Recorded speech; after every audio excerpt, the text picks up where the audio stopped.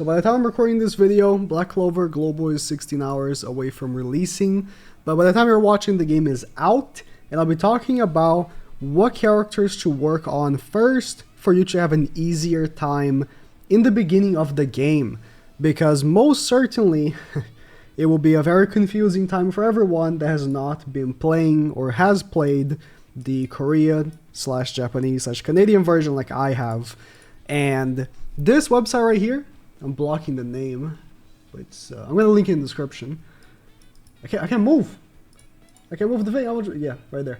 I'm going to link in the description if you want to use. They have tier lists and they're pretty good. I cannot really talk much about the current Korea/Japanese tier lists because I have not played for the past few months. Quit the game, I think, right after Season 2. But, for this beginning of game here, Global PvE tier is pretty good. And I'll be talking about first PvE. PvE is interesting, and my biggest recommendation is to work on your blue characters. What do I mean by that? So PvE is mainly gear farming simulator. I'm gonna open here. I have the Korean version open. This is where you're gonna spend 99.9% of PvE time playing. This stage right here mainly. So this stage is only against red characters. And this is the team that I used to farm gear when I used to play the game. And as you can see, they're all blue because this is just full mono red enemies. And this is by far and away the best gear stage in the game because it drops gold attack gear. Now, gold attack and gold speed gear are two of the best. I believe penetration gold gear is also meta as well. A lot of things changed after I stopped playing the game. A lot of gear sets became bigger priorities for new characters, but as far as I am aware, I did some digging before recording this. It is still the case that, those are the meta sets, and having golden attack gear should be your main priority for PvE and PvP. PvP, quote unquote, because PvP is just like attacking people's bots, but we call it PvP. So, making a full mono blue team is best. So, this is not a reroll guide, but I'm going to be telling you the characters you really want to have day one are these right here. So, Lotus and Mars are regular banner characters. So, in the game, actually if I open Korea again, I can show. There are seasonal characters, regular banner characters, and festival characters. There's only one festival character, but the regular characters, the characters you can see here in this regular banner, except these are seasonals from a different season. It's just banners are very complicated in this game, but in the general sense, these are just regular characters, right? And there's a lot that aren't going to be in that tier list. But these are characters you can pull anytime, anywhere. Any banner that you summon on, so this is a seasonal banner, right? They're going to be in there. All of these regular characters are always going to be in there in every banner that you pull on. So in a way, it's like, should you be focusing on these characters? On the reroll banner, which you're going to be seeing as soon as you reload the game, I think your best case scenario is going for getting one of these two characters, either Lotus or Mars. They are just so good. So unbelievably good. They are top meta PvP and PvE characters, sorry. Not having them is a big downgrade on your account. It really is, comparatively to other players. So those are two characters you want to get and work on for sure. Now for the other characters, right? So at the beginning of the game, when the game drops day one, this character is not going to be in there. Fauna, but William will, and so will Clover Academy Yami. This is a character that's incredibly underrated for some reason. He is a top meta PvP character, by the way.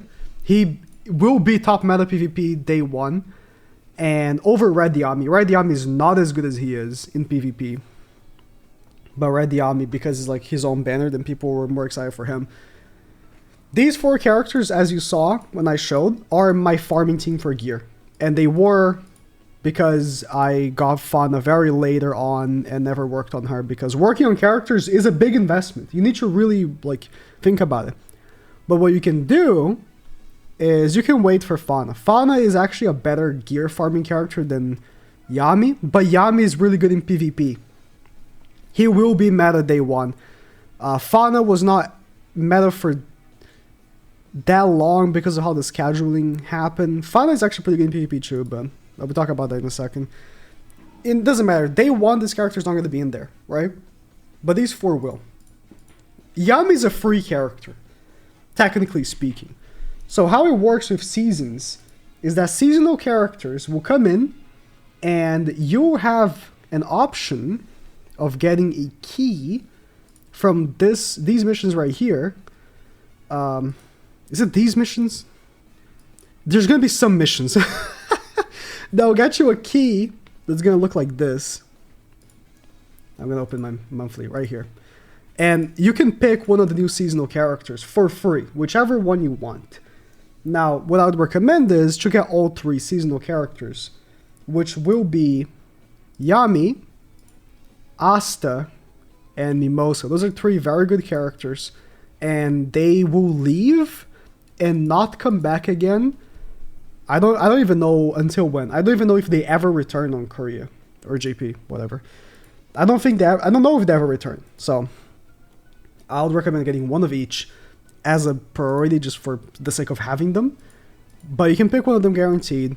If you were to reroll for a seasonal character, Yami, and then you pick one of the other two like guaranteed, or end up pulling them later, because that would fulfill your 4 blue characters and you can farm gear. Farming gear is huge. Now you can fill in if you end up not getting Yami day 1 with a different blue character as well. I would recommend the blue character so your team doesn't die, but you can also use a red character as well, but those stages are hard. Maybe if you do get red Yami, which I'll be honest, I don't recommend pulling for. He's going to be his own banner. There's going to be a seasonal banner and there's going to be a Yami banner. I recommend pouring all of your resources on the seasonal banner. Yami is a regular banner character you're going to be getting later on. And I mean, he falls off really quickly. Like global PvP, they have it in S tier. Bro, after week 1, no one's using Red Yami anymore. Like, Red Yami sucks in PvP. So, and I can tell you this because, I mean, if I go back on my channel here. So, this video I recorded a little bit before I actually really pushed for it. Weird. And so I was using this team, and this team is god tier in PvP. But in this video, yeah, I was top 100. But towards the later weeks, before I stopped playing, I was pushing for top 10. Like, I was playing against, like, top players. Or, I was playing against their bots, right? I was really facing the top players, and I can tell you, like, the teams that were at the top were using Blue Yami at the time. That's before Season 2. Season 2 completely shifts the game, but that's before Season 2. So I would say getting Yami is very good. Not just for PvE, for farming the gear, but also for PvP. Farming gear is important. It will be majority of your time spent on the game. And if you can get LR gear before everybody else, you're going to shoot up on PvP and get your gems. So that's, I think, very important. Now, PvP. As I just mentioned, this team is absurd. Blue Yami, Radz, Lotus, and Mars. So, Radz is a broken character. And regardless of anything, you should get him. Even if not for using that team specific, because for a long time, he still remained meta PvP. Is he still meta PvP? He's still meta PvP! The bastard! He's still meta PvP. Radz is amazing, right?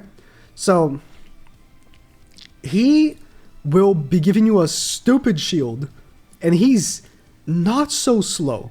Like, their characters are faster than him, but his shield is so unbelievably strong. Mars is a broken character. These are all broken characters. Yami, I would say, is the weakest link on this team right here that I'm using. And I say this because eventually, when Noelle came out, this is what I did, and this is when I was still pushing for high placement here. I just swapped. This is Yami for Noelle, which, let's not talk about Season 2 yet, but the team remained the same. This team was still the meta team like weeks and weeks and weeks after the game came out, Radz, Lotus, and Mars are just unbelievably good PvP characters, and I would recommend everybody to work on these 3 characters. There was a period in time, I don't know if I'm going to show here. So this guy, this is an SR, I'll talk about him as well, became meta because people figured out that he's stupid fast. But as you saw, so this is, let me show this match right here, just to show how stupid Noelle is. She's not going to be day 1, so don't worry about her too much right now. But, so this guy, he goes in, ult, Noelle counters.